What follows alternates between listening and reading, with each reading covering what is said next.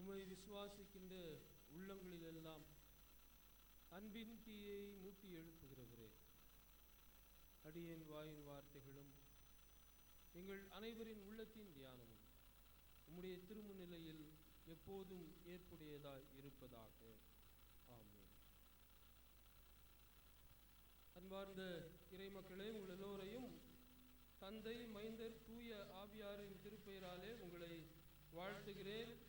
நம்முடைய தாயும் தந்தையுமாகிய கடவுளாலும் நம் மீட்பர் இயேசு கிறிஸ்துவினாலும் நமக்கு அருளும் அமைதியும் உண்டாவதாக. இந்த நாளிலும் ஆண்டவர் நமக்கு அருளும் திருவாக்கு விடுதலை பயண நூல் யாத்திராகமம் புத்தகம் 31ஆம் அத்தியாயம் 3ஆம் வாக்கியம். யாத்திராகமம் 31:3.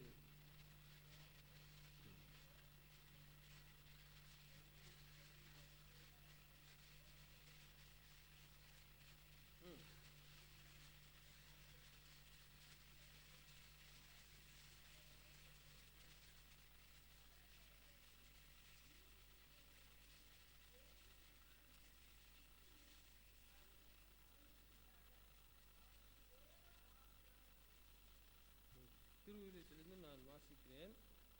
ஞானம், அறிவு கூர்மை, அனுபவம், தொழில் திறமை அனைத்தும் அவனுக்கு உண்டாகுமாறு நான் அவனை இறை ஆவியால் நிரப்பி உள்ளேன்.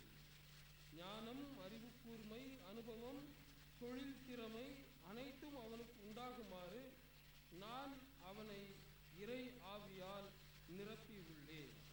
ஆண்டவர் இந்த திருவாக்கால் நம்மை ஆசீர்வதிப்பாராக. நீங்களும் பக்கத்தில் இருக்கவங்க கையை பிடிச்சி நல்லா குலுக்கி, ஆண்டவர் இறை ஆவியால் உன்னை நிரப்பி இருக்கிறார் அப்படின்னு சொல்லுங்க. சில தடவை நாம் புதிதாக ஒரு வேலைக்கு போகிறோம் அல்லது புதிதாக ஒரு தொழில் துவங்குகிறோம். சில பேர் நம்மளை பார்த்து சொல்லுவாங்க, ஏன்பா உனக்கு அந்த ஃபீல்டு தெரியுமா அப்படின்வாங்க. தெரியாது, இப்போ தான் நான் புதுசாக போகிறேன் அந்த ஃபீல்டுக்குள்ளே அப்படின்னும் போது நிறைய பேர் நமக்கு வந்து சொல்லுவாங்க, ஆலோசனை சொல்லுவாங்க, என்னப்பா தெரியாத ஃபீல்டில் போயிட்டு மூக்கை நுழைச்சிட்டு அப்புறம் கஷ்டப்பட போகிற அப்படின்னுவாங்க. இஸ்ரேல் மக்களுக்கு சிறப்பாக இந்த பெசலேயர் அகோலியாப்புக்கு இது ஒரு புதிய ஒரு தொழில், புதிய ஒரு வேலை. 450 ஆண்டு காலம் செங்கல் அறுப்பதையே தங்கள் பணியாக வைத்திருந்தார்கள். அவங்க வேற எதை பற்றியும் சிந்திக்கவே முடியாது, எண்ணி பார்க்கவும் முடியாது. காலையில் எழுந்திரிச்சு பல்ல துலக்கணுமா, நேராக போய் சாந்தி குலைக்கணும், அதை அந்த அச்சில் போட்டு அமுக்கணும், பின்னாடி அதை வார்க்கணும், அதை எடுத்து காய வைக்கணும். இதே தான் அவங்க வேலை. எத்தனை வருஷம்? 400 வருஷம். உளவியலாளர்கள் சொல்லுகிறார்கள், ஒரு வேலையை நீங்கள் தொடர்ந்து 3 ஆண்டுகள் ஒரே வேலையை செஞ்சுட்டு இருந்தீங்கன்னா உங்கள் டிஎன்ஏலேயே அது என்ன ஆகிடுமா, ஃபிக்ஸ் ஆகிடுமா. அதனால தான் வேலை பளு அதிகரிக்கப்பட்ட போது, அதாவது 16 மணி நேரம் வேலை இருந்தது மேற்கத்திய நாடுகளிலும் உலக நாடுகள்லையும். அப்போ வந்து சார்லி சாப்ளின் தெரியுமா உங்களுக்கு? சார்லி சாப்ளின் அவருடைய இதை பாருங்கள். அப்போ அவர் என்ன பண்ணுவார், அவர் கையில் ஒரு காஃபி கப்பு ஒன்று கொடுப்பாங்க. அவருக்கு வந்து ஸ்பேனர் போட்டு எல்லாத்தையும் திருப்புற வேலை. இவர் அந்த காஃபி இதை திருப்பிக்கிட்டே இருப்பார். அப்படி நையாண்டி பண்ணுறது விதமாக அரசுக்கு உணர்த்தினார்கள். இப்படி வேலை வேலை வேலை வேலை வேலைன்னு வேலை வாங்கினா ஒரு மனிதனுடைய மூளை பாதிக்கப்பட்டு அவன் எந்த நேரமும் அதையே தான் செஞ்சுக்கிட்டு இருப்பான் அப்படின்ற மாதிரிலாம். இப்போ 450 ஆண்டு காலம் ஒரே வேலையை செஞ்சதுனால இவங்களுக்கு வேற எந்த வேலையும் தெரியாது. இப்போது ஆண்டவர் சொல்லுகிறார், ஒரு கூடாரத்தை கட்டு, அந்த கூடாரத்தில் இப்படி பல்வேறு பொன், வெள்ளி, மாணிக்க கற்கள், மரங்கள், கற்கள் போன்றவற்றால் என்னுடைய ஆலயத்தை அலங்கரி என்று சொல்லுகிறார். அப்போ மோசேக்கு அடிப்படையில் ஒரு கேள்வி எழுந்திருக்கும். ஆண்டவரே, எங்களுக்கு செங்கல் இருக்கிறத தவிர வேற எந்த வேலையும் தெரியாது, எப்படி யாரை வச்சு இதை செய்யறதுன்னு கேட்டிருப்பார். அப்பதான் சாமி சொல்றாரு, நான் இப்படி ஒருவரை என் இறை ஆவியால் நிரப்பி இருக்கிறேன். அப்போ இறை ஆவி என்பது நமக்கு தெரியாதவற்றையெல்லாம் நமக்கு கற்றுத்தந்து நம்மை ஆற்றல் படுத்தி அந்த தொழிலில், அந்த பணியில், அந்த வேலையில் நாம் சிறந்திருக்கும்படி செய்கிறது. அல்லேலூயா. இத படிக்கும்போது நான் சும்மா அப்படி எண்ணி பார்த்து கொண்டிருந்தேன். இந்த அந்தரத்துல, ஸ்பேஸ்ல நம்ம சேட்டிலைட்லாம் அப்படியே கொண்டு போய் அப்படியே நிறுத்துறாங்க. யோசிச்சு பாருங்க, அது எவ்வளோ கஷ்டம் அப்படின்னு. உலகம் ஒரு அச்சில் அப்படியே ஓடிக்கிட்டே இருக்கு, சுத்திக்கிட்டே இருக்கு. விஞ்ஞானிகள் ஒரு கருவியை இந்த உலகில் உருவாக்கி அந்த கருவியை விண்ணுக்கு அனுப்பி விண்ணில் அந்த இயற்கை ஓடுகிற பாதையில் இதனை போய் அப்படியே இணைச்சு அதையும் ஓட வைக்கிறார்கள். எவ்வளவு பெரிய ஒரு கிரியேட்டிவிட்டி இல்லையா? இதையெல்லாம் எண்ணி பார்க்கிற போதுதான் நமக்கு தரப்பட்டு இருக்கிற இந்த உழைப்பு என்பதின் மதிப்பு நமக்கு தெரிகிறது. இப்போ யாராச்சும் ஒருத்தர் வந்து கேட்குறாங்க உங்ககிட்ட, கடவுளை உங்களுக்கு தெரியுமா அப்படின்னு கேட்குறாங்க, என்ன பதில் சொல்வீங்க? என்ன பதில் சொல்வீங்க? தெரியுங்க. எப்படின்னு கேட்பாரு. அடுத்தது, வார்த்தையாய் வந்தவர். இஸ்ரேல் மக்கள் கடவுளை ஒரு நாளும் பார்த்ததில்லை, ஆனால் அவருடைய உழைப்பை பார்த்திருக்கிறார்கள். இன்றைக்கும் நீங்க இஸ்ரேல் மக்கள்கிட்ட போய் கேட்டீங்கன்னா, do you know God? Yes என்னுவான். ஹவுன்னு கேட்டீங்கன்னா through the creations சொல்லுவான் அவர். அதனால இன்னைக்கு நாம படிக்க கேட்ட அந்த சங்கீதத்தை நீங்க வீடுகளுக்கு போய் படித்து பாருங்கள். என்ன அருமையான ஒரு சங்கீதம்! இறைவனுடைய உழைப்பை பற்றி தெளிவாக எடுத்து உரைக்கின்ற, இறைவன் ஒரு பணியாள், அவருடைய பணி எப்படி இருக்கிறது என்பதை சித்தரிக்கின்ற, வெளிப்படுத்துகின்ற ஒரு அருமையான ஒரு சங்கீதம்.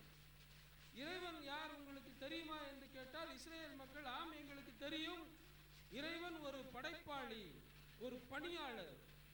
He is a worker, a laborer. எப்படி அப்படின்னு கேட்டீங்கன்னா, அவர் பணி செய்த அல்லது படைத்த இந்த உலகை பாருங்கள், இதிலிருந்து இறைவனை நீங்கள் பணியாளர், வேலையாள் என்று நீங்கள் புரிந்து கொள்ளலாம் என்று சொல்லுவார்கள். அப்போ வேலை என்பது, உழைப்பு என்பது இறைவனிடமிருந்து நமக்கு தரப்பட்டது என்பதை நாம் முதலில் புரிந்து கொள்ள வேண்டும். கடவுளை உங்களுக்கு தெரியுமா? ஆம், கடவுளை எனக்கு தெரியும். எப்படி? அவர் ஒரு உழைப்பாளி. அவர் உழைத்துத்தான் இந்த உலகை இப்படி உருவாக்கி இருக்கிறார். இன்னும் கொஞ்சம் மேல சொல்லுங்க அப்படின்னா என்ன சொல்லுவீங்க?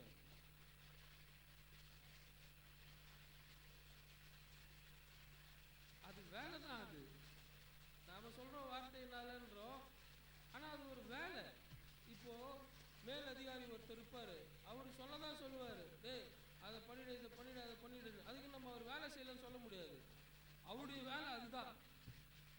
இறைவனை நாம் எப்படி புரிந்து கொள்ளுவோம்? அவர் செய்த பணிகள் வழியாகத்தான் நாம் புரிந்து கொள்ளுவோம். இறைவன் இன்றைக்கும் நம்முடைய வாழ்வில் அவர் பணி செய்து கொண்டே இருக்கிறார், அவர் செயலாற்றிக் கொண்டே இருக்கிறார், இன்னமும் அவர் செயலாற்றிக் கொண்டே இருப்பார். அவர் செயலாற்றினார், செயலாற்றுகிறார், செயலாற்றிக் கொண்டே இருப்பார். அப்போ இந்த உழைப்பு என்பது இறைவனுடையது. இறைவனை நாம் உழைப்பின் வழியாகத்தான் அறிந்து கொள்ள முடியும். அந்த உழைப்பு இறைவனிடத்திலிருந்து மனிதருக்கு தரப்பட்டது. எப்படி? நாம் ஆதியாகமம் புத்தகத்திலே 1ஆம் அத்தியாயத்தில் படைக்கிறோம். கடவுள் தொடக்கத்தில் விண்ணுலகையும் மண்ணுலகையும் படைத்தார். அவருடைய உழைப்பு அது.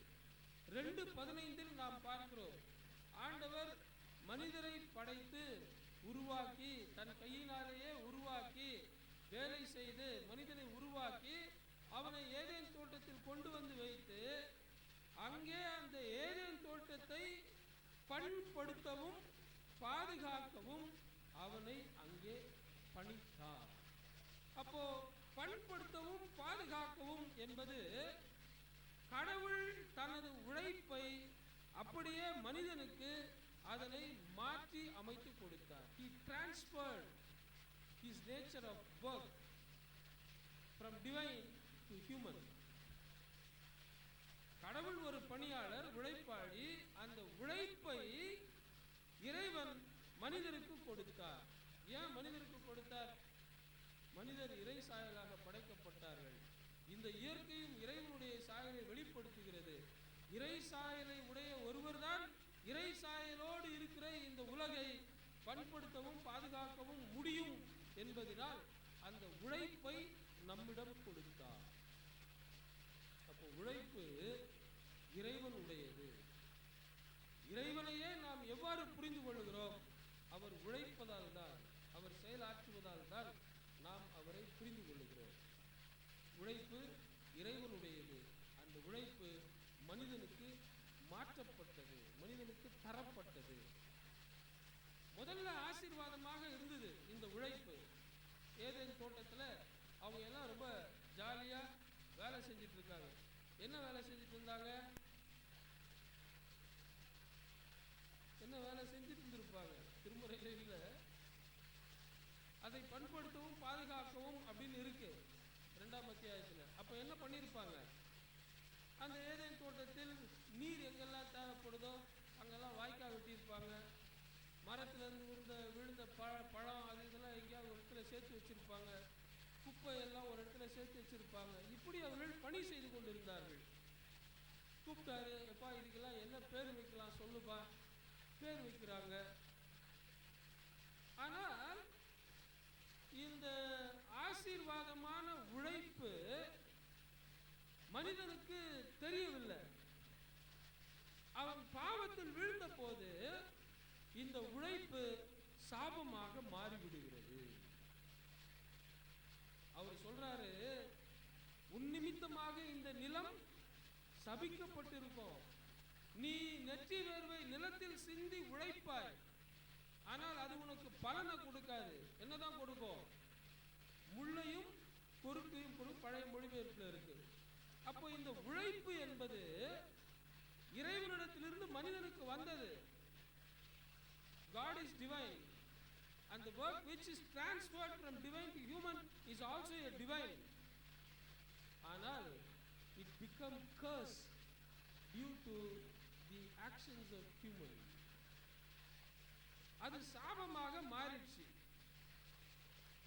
அப்ப எப்போ திரும்ப இந்த சாபம் ஆசியாக மாறியது என்று சொன்னால், அதுதான் சங்கீதக்காரன் 128ஆம் சங்கீதத்தில் எழுதுறார். முத இதோ கர்த்தருக்கு பயப்படுகிற மனிதன் இவ்விதமான ஆசீர்வாதங்களை பெறுவார். என்ன ஆசீர்வாதம்? முதல் ஆசீர்வாதம் எது? உன் மனைவி வீட்டோரங்களில் சொன்னோன்னு உங்களுக்கு எல்லாம் ஜாலியா இருக்குமே. அப்படியே பெண்கள் எல்லாருக்கும் மனைவி முதல் என்ன இருக்குது? அதுவும் அறியுது. உழைப்பாளிகளை ஆண்டவர் ஆசீர்வதிக்கிறார். அது ஆணா இருந்தாலும் சரி, பெண்ணா இருந்தாலும் சரி, யாரா இருந்தாலும் சரி, உழைப்பை ஆசீர்வதிக்கின்ற ஆண்டவர். அப்போ யாரெல்லாம் இறைவருக்கு அஞ்சி வாழுகிறார்களோ அவர்களுடைய உழைப்பை ஆண்டவர் முதலில் ஆசீர்வாதமாக தருகிறார். அப்போ சாபமாக மாற்றப்பட்ட அந்த வேலை உழைப்பு ஆசியாக மாறுகிறது. எப்போ? எவர் ஒருவர் இறைவருக்கு அஞ்சி வாழுகிறாரோ. அப்போ உழைப்பு இறைவனுடையது, இறைவன் இடத்திலிருந்து வந்தது. அந்த உழைப்பு சாபமாக மாறிய போது மீண்டும் அதனை ஆசீர்வாதமாக மாற்றுவது எது? இறைவனுக்கு அஞ்சுகின்ற வாழ்க்கை முறை. அதை நாம் புரிந்து கொள்ள வேண்டும். அதனாலதான் உபாகமம் 28 இருக்கும். நீ வருகையிலும் ஆசீர்வதிக்கப்பட்டிருப்பாய், போகையிலும் ஆசீர்வதிக்கப்பட்டிருப்பாய். உன் நிலத்தின் கனி, உன் கால்நடைகளின் ஈற்று எல்லாம். 1ஆம் சங்கீதத்திலே அப்படிதான் இருக்கும். யார் ஒருவர் திருமுறையை அனுதினமும் படித்து தியானித்து அதன்படி வாழ்கிறாரோ அவர் செய்வது எல்லாம் வாய்க்கும். அப்ப செய்வது எல்லாம் அப்படின்னா உழைப்பு என்பது பொருள். இறைவனிடத்திலிருந்து வந்த அந்த உழைப்பு நம்முடைய வாழ்வில் ஆசீர்வாதமாக மாற வேண்டுமே ஆனால் இறை அச்சத்தோடு வாழ நாம் அழைக்கப்படுகிறோம். ஏங்க வேலை செய்யறதுல அதுல என்னங்க இறை அச்சம்? கோயிலுக்கு போகும்போது தான் என்ன பண்ணோம்? இறை அச்சத்தோடு போக வேண்டும், இப்படி வச்சுக்கின்னு போகணும். ஆனா வேலைக்கு போகும்போது ஏன் இறை அச்சத்தோடு போனோம்? அந்த வேலையே இறைவனுடையது, அந்த இறைவன் தான் நமக்கு கொடுத்திருக்கிறார். ஆகவே அந்த வேலையில் நாம் இறை அச்சத்தோடு நாம் பணி செய்வோமே ஆனால் அந்த உழைப்பை ஆண்டவர் நமக்கு ஆசீர்வதித்து தருவார். இல்லைன்னா நாம சொல்ல வேண்டியதுதான், வாட்டர் பாக்கெட்ல போட்ட மாதிரி பணம் எங்க வருதுன்னு தெரியல, எங்க போகுதுன்னே தெரியல. சில பேர் சொல்லுவாங்க, பார்த்துருக்கீங்களா, நானும் என் பொண்டாட்டியும் நல்லா வேலை செய்யறோங்கய்யா, நல்லா சம்பாதிக்கிறோம், ஆனா பணம் எங்கதான் வருதுன்னு தெரியல, எங்கதான் போகுதுன்னு தெரியல. ஒண்ணுமே புரிய மாட்டேங்குது. 20 லட்சம் ரூபாய் கடன் இருக்குது. ஆச்சரியமா இருக்கும் நம்மளுக்கு. எவர் ஒருவர் எனக்கு தரப்பட்டிருக்கிற இந்த வேலை கடவுளிடமிருந்து எனக்கு தரப்பட்டு இருக்கிறது என்கின்ற இறை அச்சத்தோடு அதனை செய்கிறாரோ அவருடைய உழைப்பை பலனை அவர் அனுபவிப்பார். உழைப்பு இறைவனுடையது, அது இறைவனால் ஆசீர்வதிக்கப்படும். எப்போது எந்த மனிதர் இறை அச்சத்தோடு வாழுகிறாரோ அவருடைய உழைப்பு ஆசீர்வதிக்கப்படும். இரண்டாவது, இந்த பெஸ்லயேல் பகுதியிலே நாம் பார்க்கிற போது இப்ப சொல்றாரு, ஞானம், அறிவு கூர்மை, அனுபவம், தொழில் திறமை அனைத்தும் அவனுக்கு உண்டாகுமாறு அவனை இறை ஆவியால் நிரப்பியுள்ளேன். அப்படியானால் ஒரு வேலை என்பது இறை ஆவியால் நிரப்பப்பட்டது. அது இறைவனுடையது, அது இறை ஆவியால் நிரப்பப்பட்டு இருக்கிறது. நான் இந்த திருமறை பகுதியை அடிக்கடி படித்த போது எனக்கு ஒன்று புரிஞ்சுது. இப்ப ஞானம் இறைவனிடத்திலிருந்து வருகிறது, அறிவு கூர்மை அதுவும் வருகிறது, அனுபவம் தொழில் திறமை கூட கடவுள்கிட்ட இருந்து வருதுன்னு வச்சுக்குவோம். அனுபவம் எப்போ வரும்? எப்போ வரும்? ஒரு வேலையை செய்ய செய்ய செய்ய செய்ய நமக்கு வரும். ஆனா இங்க அனுபவமும் சேர்த்து கொடுத்துருக்காங்க. எப்படி? இப்போ ஒரு விலை உயர்ந்த ஒரு மரத்தை எடுக்கிறார், அதனை பனிமுட்டில் தூணாக நிறுத்துகிறார். அப்படி நிறுத்தும் போது மரம்லாம் அப்ப வெட்டி தூக்கிட்டு வர்றதுன்றது சாதாரண விஷயம் இல்லை. மலையிலிருந்து அதை இறக்கி கொண்டு வரணும். அதுல ஒண்ணு சரியா செதுக்கலனாலும் அந்த உழைப்பு எல்லாம் வீணாகிடும். ஆனால் கடவுள் இவர்களை இறை ஆவியால் நிறைத்திருக்கிறார். ஆகவே இவர்கள் அந்த தூண்கள், பனிமுட்டுகள் எல்லாவற்றையும் செய்யும் அனுபவம் மிக்கவர்களாக அந்த வேலையை செய்து முடிக்கிறார்கள். அப்போ உழைப்பு என்பது இறை ஆவியால் நிரப்பப்பட்டது என்பதை நாம் நம்முடைய மனதில் நிறுத்திக் கொள்ள வேண்டும். சில தடவை நாம் ஒரு வேலையை ஏடாகூடமா செய்யறோம்னு வச்சுக்கீங்களேன், நாம யாருக்கு அவப்பெயரை கொண்டு வருகிறோம்? இறைவனுடைய திருப்பெயருக்கு நாம் அவப்பெயரை கொண்டு வருகிறோம். ஒரு நமக்கு தரப்பட்டிருக்கிற வேலையை நாம் செவனே செய்து முடிப்போமே ஆனால் நம்மை பார்க்கிறவர்கள் ஆச்சரியப்படுவார்கள். ஓ, whom he belongs to. இப்போ கேட்பாங்க, இப்போ ஒரு 10 கம்பெனி வந்து ஒரு இடத்துல ஒரு சேல்ஸ் போடுன்னு வச்சுக்கிங்களேன். நேற்று நாங்கள் கூட சேல்ஸ் போயிட்டு வந்தோம், அதனால சொல்கிறேன். ஒரு 10 கம்பெனி வந்து மார்க்கெட்டிங் பண்ணுறாங்க அவங்களுடைய இதை. அப்படி செய்கிற போது அந்த மார்க்கெட்டிங் அஃபீஷியல் அங்கே இல்லாமல் வேற ஆளை விட்டுட்டு போயிட்டான்னு வச்சுக்கோங்க. அவங்களுக்கு சரியா சொல்ல தெரியல, மார்க்கெட் பண்ண தெரியல. அதே ஒரு நிறுவனம் அந்த சேல்ஸ் மேனேஜர் அங்கே இருந்து அங்கு வருகிற வாடிக்கையாளர்கள் எல்லாருக்கும் தான் செய்கிற அந்த பொருளின் காரியங்களை விளக்கி சொல்றாருன்னு வச்சுக்கோங்க. அப்போ கஸ்டமர் எல்லாம் கேட்பான், அந்த 3வது கடை இருக்குது, அது யாருக்கு போகுது, ஃபர்ஸ்ட் கிளாஸாக இருக்கு, நல்லா எக்ஸ்பிளைன் பண்ணாரு, அந்த ப்ராடக்ட் நல்லா போகணும், அந்த கம்பெனிக்கு பேர் மதிப்பு. நீங்களும் நானும் யாருடைய கம்பெனி? கடவுளுடைய கம்பெனி. ஏன்னா கடவுளுடைய அச்சு நாம எல்லாம். இப்போ ISI முத்திரை இருக்கு இல்லையா, அதை நம்ம பார்க்குறோம். இது தரமானது அப்படின்னு நாம நிர்ணயிக்கிறோம். அதுபோல் நீங்களும் நானும் இறைவனிடத்திலிருந்து வந்த அச்சு.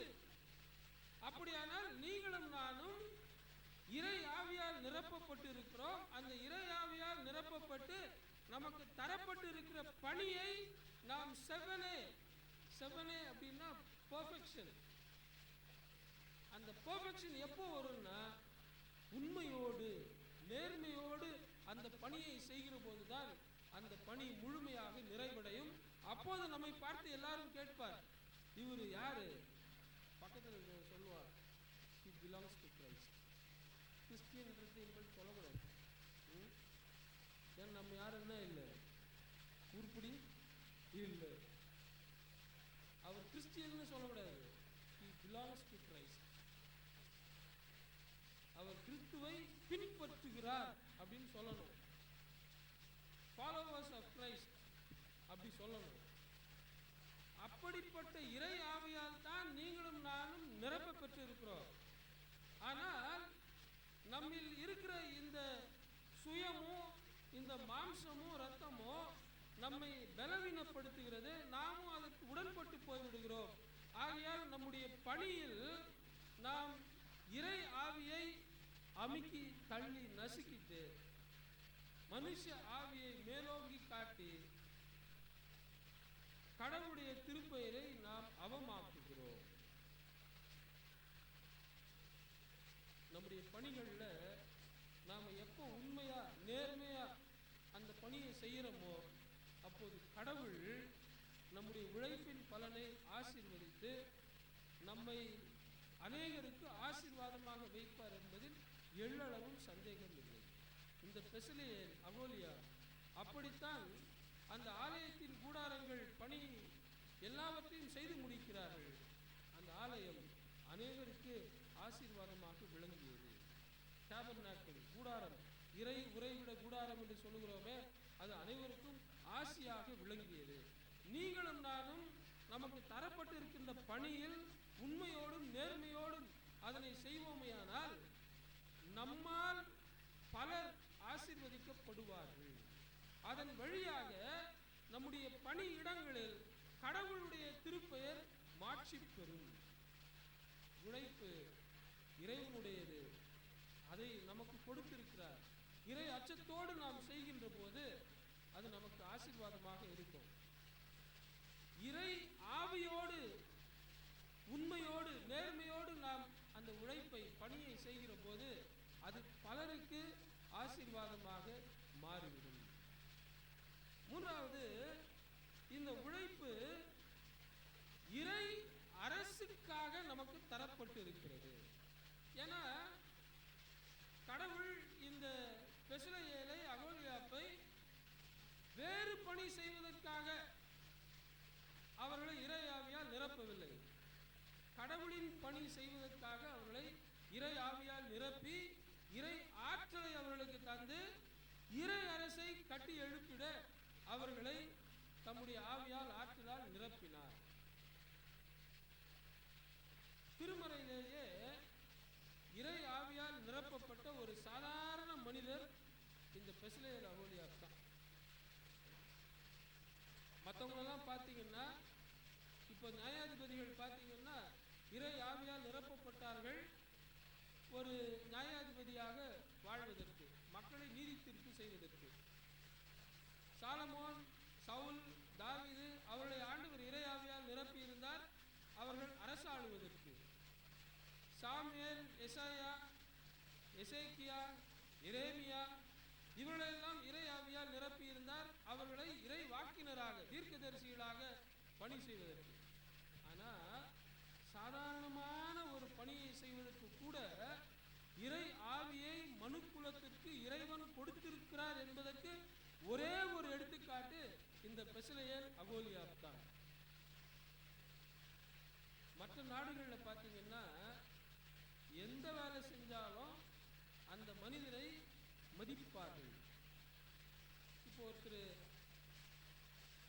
பேப்பர் பிக்கர்னு வச்சுக்கோங்களேன், வெளிநாட்டில் நம்ம பார்த்தா தெரியும், கார்டனு அங்கே இருக்கிற பார்க்கு அதெல்லாம் பேப்பர் இருக்காது முக்கால்வாசி. குழந்தைகள் இதெல்லாம் காற்றுல கீத்துல பறந்து வந்து பேப்பர் இருந்துச்சுன்னா அவங்க அதை வந்து ஒரு ஈட்டி மாதிரி இருக்கும், அதை குத்தி அப்புறம் அதை எடுத்து டஸ்ட்பினில் போட்டு அதை பண்ணுவாங்க. அவங்களுக்கும் அதே மதிப்பு தான். அங்கே பிரசிடென்ட் பில் கிளின்டன் இப்போ யாரு ட்ரம்ப் போனாலும் அதே மதிப்பு தான். அந்த பேப்பர் எடுத்து போனாலும் அதே மதிப்பு தான். ரெண்டு பேருக்கும் வித்தியாசமே இல்லை. ஆனால் நம்ம நாட்டில் மட்டும்தான் இப்படிப்பட்ட பணி செய்கிறவர்களெல்லாம் நாம் இவர்கள் இறை ஆவியை பெற்றிருக்கிறார்கள் என்கின்ற சிந்தனையை இழந்தவர்களாய் அவெல்லாம் என்ன அப்படின்ற நினைப்போட நாம போறோம். அப்படி நீங்க போனீங்கன்னா, நாம போனோம்னா நாம் இறை ஆவியை அசட்டை செய்கிறோம் என்பது பொருள். இறை சாயலில் படைக்கப்பட்ட ஒரு மனிதனையும் இறைவன் அவருக்கு கொடுத்த உழைப்பையும் நாம் அவமதிக்கிறோம் என்பது பொருள். ஏன்னா எந்த வேலையானாலும் கடவுள் அதனை இறை ஆவியால் நிரப்பி இருக்கிறார் என்பதை நாம் புரிந்து கொள்ள வேண்டும். அப்போ இறை ஆவியோடு ஒரு மனிதர் நாம் எல்லாம் நலமாக வாழ்வதற்கு நம்முடைய தெருக்களை தூய்மைப்படுத்துகிறார் என்று சொன்னால், மிலிட்டரிக்காரனுக்கு அடிக்கிற சல்யூட்டை விட யாருக்கு தான் முதல் அடிக்கணும்? அவங்களுக்கு தான் முதல் அடிக்கணும். கொரோனா காலத்தில் தான் அவங்களுடைய மதிப்புலாம் நமக்கு தெரிஞ்சிருக்கும். நாம் வெளியே போக முடியாது. கார்பரேஷனில் இருக்கிற அந்த நபர் தான் என்ன பண்ணுவார், நமக்கு இங்கெல்லாம் வரலையா கொரோனா? நான் வாழ்ந்த இடத்துல வந்துச்சுப்பா. அங்கே வந்து ஷீட்டு போட்டு ஃபுல்லாக க்ளோஸ் பண்ணிட்டான். யாரும் வெளியில் இருக்கிறவங்க உள்ளே பார்க்க முடியாது, உள்ளே இருக்கிற வெளியே பார்க்க முடியாது. நம்ம என்னென்ன வேணும் அப்படின்னு ஒரு சீட்டு போட்டு எழுதி கிளிப்பு ஒன்று இருக்கும், அங்கே சேர் ஒன்று இருக்கும், அங்கே வச்சுட்டு போயிடணும். அவ்வளோதான், டோர் நம்பர் போட்டு. அந்த கார்பரேஷன்காரங்க அந்த சீட்டை பார்த்து என்னென்ன வேணும் அத்தியாவசியமாக அதை எடுத்துகிட்டு வந்து வச்சுருப்பாங்க. மீதி பணத்தை கொண்டு வந்து அங்கே வச்சுருப்பாங்க. அவ்வளோதான்.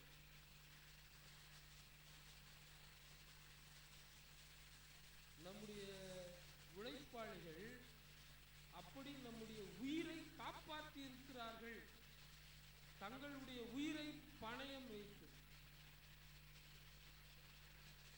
அவர்களுக்கு நாம் மதிப்பு கொடுக்க வேண்டாமா? யோசிச்சு பாருங்க. எனக்கு ரொம்ப நாள் ஆசை, நாம் கிறிஸ்மஸ் கேரல்ஸ் கொண்டாடுறோம். கேரல்ஸ் கொண்டாடி அதுக்கப்புறமா ஒரு கெட் டுகெதர் வைப்போம். அதில் கேரல் ரோஸ் போனேன், அப்புறம் ஃபெலோஷிப்பில் இருக்கிறவங்க எல்லாரும் அதில் வந்து பங்கு பெறுவாங்க. எனக்கு ரொம்ப நாள் ஆசை, நம்முடைய திருச்சபையில் இங்கே திருச்சபை தெருக்களை, நம்முடைய திருச்சபை காவா அதெல்லாம் க்ளீன் பண்ணுற அவங்களோட ஒரு கிறிஸ்மஸ் கொண்டாட்டம் நடத்த வேண்டும். அதுதான் உண்மையான ஒரு கிறிஸ்மஸாக இருக்கும் இல்லையா? உழைப்பு இறைவனுடையது. இறைவனையே நாம் உழைப்பால் தான் அறிந்து கொள்ளுகிறோம், அவருடைய உழைப்பால் தான் அறிந்து கொள்ளுகிறோம். அந்த உழைப்பை தான் இறைவன் மனு குலத்துக்கு கொடுக்கிறார். அது எப்போதெல்லாம் இறை அச்சத்தோடு அந்த உழைப்பு செய்யப்படுகிறதோ அப்போதெல்லாம் அந்த உழைப்பு அந்த மனிதனுக்கு ஆசியாக மாறுகிறது. எப்போதெல்லாம் இறை ஆவியால் நிரப்பப்பட்டு ஒரு மனிதர் தன்னுடைய உழைப்பை, தன்னுடைய வேலையை நீதியோடும் நேர்மையோடும் செய்கிறாரோ அப்போதெல்லாம் அது பிறருக்கு ஆசீர்வாதமாக மாறிவிடுகிறது. எப்போதெல்லாம் ஒரு மனிதர் இந்த இரண்டையும் நினைவில் வைத்து, இது இறைவனிடமிருந்து வந்தது, இறை ஆவியால் நான் நிரப்ப பெற்றிருக்கிறேன் என்கின்ற எண்ணத்தோடு பணி செய்கிறானோ அப்போது இறை அரசு இந்த உலகில் விரிவாக்கம் செய்யப்பட்டு கொண்டே இருக்கிறது. நீங்களும் நானும் இயேசு நல்லவர்ன்றதை சொல்ல தேவையில்லைங்க. நாம நல்ல வேலை செஞ்சாலே போதும், அவனே புரிஞ்சுப்பான், ஓ இவர் நம்புகிற கடவுள் நல்லவர் அப்படின்னு. ஆனா நீங்களும் நானும் வாயில தான் இயேசுவை சொல்றமே தவிர நம்முடைய வேலையில் இயேசுவை காட்டுறதில்லை. நம்முடைய வேலையை பார்க்குறவங்க சொல்கிறாங்க, அவன் திட்டு பையனாக இருப்பான் பொழுதுரா, எவ்வளோ திட்டுத்தனம் பண்ணி வச்சுக்கிறான் பாரு அப்படின்னு. நம்முடைய வாயில் அல்ல, நம்முடைய வேலையில் நாம் கடவுளை வெளிப்படுத்த அழைக்கப்பட்டிருக்கிறோம். அதனால தான் இன்னைக்குரிய அந்த கொலோசியர் 3ஆம் அத்தியாயத்தில் எதை செய்தாலும் அதை கடவுளுக்கு என்று செய்யுங்கள் அப்படின்னு சொல்றார். எதை செய்தாலும் ஒரு ஆசிரியர் தன்னுடைய பணியை சிறப்பாக செய்வாரே ஆனால் அதுவே உண்மையான வழிபாடு. ஒரு மருத்துவர் உண்மையோடு தன்னுடைய மருத்துவ பணியை செய்வாரே ஆனால் அதுவே உண்மையான வழிபாடு. ஒரு பணியாளர் உண்மையுடன் பணி செய்வாரே ஆனால் அதுவே உண்மையான வழிபாடு. அப்படியானால் உழைப்பே வழிபாடு என்பதை நாம் புரிந்து கொள்ள வேண்டும். Work is worship. நாம பல நேரங்களில் இந்த வர்ஷிப் தான் பெருசு நினைச்சுன்னு வந்துன்னு இருக்கிறோம். 1 மணி நேரம் இங்க வந்து நல்லவனா நாம காட்டிட்டு போயிடுறோம். அது இல்லை வழிபாடு. வழிபாடு என்பது இந்த 1 மணி நேர பயிற்சி என்பது உலகத்தில் போய் 23 மணி நேரமும் நீதியோடும் நேர்மையோடும் பணி செய்ய நமக்கு உந்துதல் தர வேண்டும். அதுதான் உண்மையான வழிபாடு. நீங்களும் நானும் நாம் உழைக்கின்ற இடத்தில், நாம் பணி செய்கின்ற இடத்தில் இறைவனுடைய திருப்பெயரை மாட்சிப்படுத்த வேண்டும். அதுதான் உண்மையான வழிபாடு. அதுதான் இயேசு மறைமுகமா சொல்லுவாரு அந்த சமாரிய பெண்கிட்ட, இறைவனை எங்கும் தொழுது கொள்ளும் காலம் வரும். அதனுடைய பொருள் என்ன? ஆலயத்துல மட்டும் தொழுது கொள்கிறது என்றது இல்லை. இறைவனை யாரெல்லாம் தன்னுடைய வேலையால் தன்னுடைய உழைப்பால் வெளிப்படுத்துகிறார்களோ அது எல்லாம் வழிபாடு. இறைவனை எங்கும் தொழும் காலம் வரும்.